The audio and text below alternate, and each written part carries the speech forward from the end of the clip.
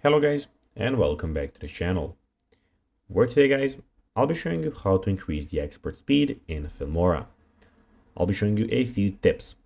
So guys, the first thing that you of course need to do is go and download the official application from the Wondershare Filmora official website. When you did that, you just need to go and log into your profile if you want, but guys, it's not necessary for this video.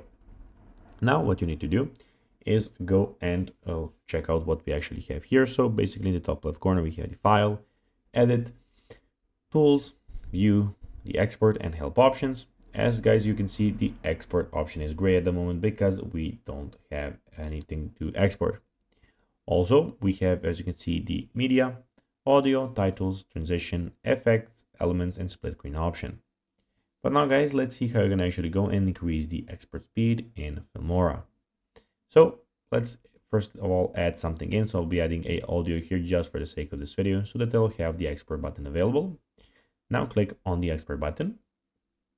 And here you can go and do some things. So to increase the speed, you can go and lower some of your settings. So you can go and lower your settings. You have the best, better, and the good qualities.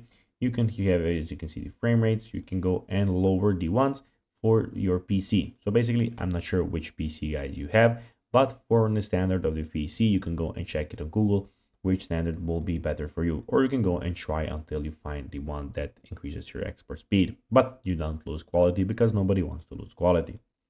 So guys, that will be everything for this video. I hope that you found this video informative and entertaining, guys. If you did, don't forget to like this video, share it, subscribe to the channel, and put the notifications on. And yes, guys, this really helps us grow our channel. That will be everything for this video. I hope that you enjoyed it. And guys, as always, I'll be seeing you in the next video. Bye, guys.